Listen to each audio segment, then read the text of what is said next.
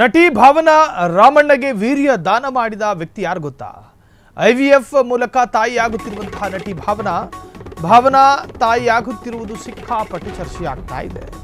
ಪುರುಷ ಸ್ಪರ್ಶವಿಲ್ಲದೆ ನಟಿ ಭಾವನಾ ತಾಯಿ ಆಗ್ತಾ ಇದ್ದಾರೆ. IVF ಮೂಲಕ ತಾಯಿಯಾಗುತ್ತಿರುವಂತಹ ನಟಿ ಭಾವನಾ ತಾಯಿಯಾಗುತ್ತಿರುವುದು ಬಹಳಷ್ಟು ಚರ್ಚೆಗಳಾಗ್ತಾ ಇದೆ. ಈ ಹೊತ್ತಲ್ಲಿ ಸೋಷಿಯಲ್ ಮೀಡಿಯಾದಲ್ಲಿ ಪರವಿರೋಧ ಚರ್ಚೆಗಳಾಗ್ತಾ ಇದೆ. IVF ನಲ್ಲೂ ಕೂಡ ತಾಯಿಯಾಗಬೇಕು ಅಂದರೆ ಅಲ್ಲಿ ವೀರ್ಯ ಬೇಕು. ಹಾಗಾದರೆ ಭಾವನೆಗೆ ವೀರ್ಯ ದಾನ ಮಾಡಿದ ಯಾರು? ಪುರುಷನ ವೀರ್ಯ ಮತ್ತು ಮಹಿಳೆಯ ಅಂಡಾಣು ಈ ಎರಡೂ ಇಲ್ಲದೆ ಮಕ್ಕಳಾಗಲು ಸಾಧ್ಯ ಇಲ್ಲ. ಹಾಗಾಗಿ ಸೋಷಿಯಲ್ ಮೀಡಿಯಾದಲ್ಲಿ ಬಹಳಷ್ಟು ಚರ್ಚೆಗಳಾಗ್ತಾ ಇದೆ. ಕೆಲವರು IVF ಚಿಕಿತ್ಸೆಗೆ ದೆಹಲಿಗೆ ಹೋಗುವಂತೆ ಹೇಳಿದ್ರು. ಆದರೆ ನನಗೆ ದೆಹಲಿಗೆ ಹೋಗೋದಕ್ಕೆ ಇಷ್ಟ ಇರಲಿಲ್ಲ.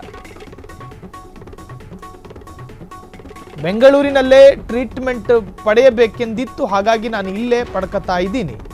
ಡೋನರ್ ಬಗ್ಗೆ ಅಂದರೆ ನನಗೆ ಯಾರು ಕೊಟ್ಟರು, ಡೊನೇಟ್ ಮಾಡಿದ್ರು, ಮಾತನಾಡಿರ್ತಕ್ಕಂಥ ನಟಿ ಭಾವನಾ ಉತ್ತರ ಭಾರತದ ಡೋನರ್ ಬೇಡವೇ ಬೇಡ,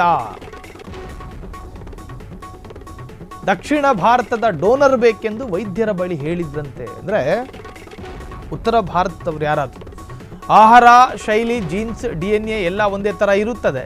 ಹೀಗಾಗಿ ದಕ್ಷಿಣ ಭಾರತದ ಡೋನರ್ ಬೇಕು ಎಂದು ಹಠ ಹಿಡಿದಿದ್ದ ಭಾವನಾ. ನೋಡಿ, IVF ಟ್ರೀಟ್ಮೆಂಟಿಗೆ ಒಬ್ಬ ಪುರುಷನ ವೀರ್ಯ ಬೇಕಾಗುತ್ತೆ. ಆ ವೀರ್ಯವನ್ನೇ ಮಹಿಳೆಯ ಗರ್ಭಚೀಲಕ್ಕೆ ತುಂಬಿ ಮಹಿಳೆಯ ಅಂಡಾಣು ಮಿಶ್ರಿತವಾದಂಥ ಅಥವಾ ಅದು ಮಗು ಬೆಳವಣಿಗೆ ಆಗುವಂತಹ ಪ್ರಾಸೆಸ್ಗಳವೆಲ್ಲವೂ ಕೂಡ, ಆದರೆ ಅದು ಗಂಡಸಿನ ವೀರ್ಯ ಬೇಕು. ಸೊ ಹಾಗಾಗಿ ಡಾಕ್ಟರ್ಗಳ ಜೊತೆ ಒಂದಷ್ಟು ವೀರ್ಯ ಸಂಗ್ರಹ ಆಗಿರ್ತವೆ. ಭಾವನಾ ಪ್ರತ್ಯೇಕವಾಗಿ ಮನವಿ ಮಾಡ್ಕೊಂಡಿದ್ರಂತೆ, ಉತ್ತರ ಭಾರತದ ವೀರ್ಯ ಬೇಡ, ಅರ್ಥಾತ್ ಡೋನರ್ ಬೇಡ, ದಕ್ಷಿಣ ಭಾರತದ ಡೋನರ್ಗಳು ಬೇಕು. ಈ ಬಗ್ಗೆ ಸೋಷಿಯಲ್ ಮೀಡಿಯಾದಲ್ಲಿ ಬಿಸಿ ಬಿಸಿ ಚರ್ಚೆ ಆಗ್ತಾ ಇದೆ. ಹಾಗಾದರೆ ಇದನ್ನು ಯಾರು ತಂದೆ, ಯಾರು ಅದೆಲ್ಲ ಹೇಳೋದೆಲ್ಲ ತಪ್ಪಾಗುತ್ತೆ, ಅಪರಾಧ ಆಗುತ್ತೆ. ಈ ಒಂದು IVF ಟ್ರೀಟ್ಮೆಂಟಲ್ಲಿ ಯಾರನ್ನೂ ಮನನೋವಿಸುವಂತಹ ಪ್ರಯತ್ನಗಳಾಗಬಾರ್ದು. ಇದರಲ್ಲಿ ನಾಳೆ ದಿನ ಮಗು ಜನಿಸಿದಾಗ ಮಗುವಿನ ತಂದೆ ಯಾರು, ಈ ತರಹದ ಚರ್ಚೆಗಳು ಕೂಡ ಆಗಬಾರ್ದು. ಅದು ಅಪರಾಧ ಆಗುತ್ತೆ. IVF ಟ್ರೀಟ್ಮೆಂಟಲ್ಲಿ ಮಹಿಳೆಯ ಭಾವನೆಗೆ ಅಥವಾ ಮಹಿಳೆಯ ಮಾನಕ್ಕೆ ಧಕ್ಕೆ ತರುವಂತಹ ಯಾರೇ ಹೇಳಿಕೆ ಕೊಟ್ಟರೂ ಕೂಡ ಅದು ಅಪರಾಧ. ಸೊ ಉತ್ತರ ಭಾರತದ ಡೋನರ್ಗಳು ಬೇಡ, ದಕ್ಷಿಣ ಭಾರತದ ಡೋನರ್ ಬೇಕೆಂದು ವೈದ್ಯರ ಬಳಿ ಕೇಳಿಕೊಂಡಿದ್ರಂತೆ ಭಾವನಾ. ಆಹಾರ ಶೈಲಿ, ಜೀನ್ಸು, DNA ಎಲ್ಲ ಒಂದೇ ಥರ ಇರುತ್ತದೆ. ಸೊ ಭಾವನಾ ಮಾಡಿದಂತಹ ಈ ಒಂದು ಕೆಲಸದಲ್ಲಿ ಸಾಕಷ್ಟು ಮಹಿಳೆಯರಿಗೂ ಕೂಡ ಒಂದು ಧೈರ್ಯ, ಸ್ಥೈರ್ಯ, ಆತ್ಮವಿಶ್ವಾಸ ತಂದುಕೊಟ್ಟಿದೆ. ಆದರೆ ಈ ಪ್ರಯತ್ನ ನೆಗೆಟಿವ್ ಆಗಿ ಸಮಾಜದಲ್ಲಿ ಪ್ರಯೋಗ ಆಗಬಾರ್ದು.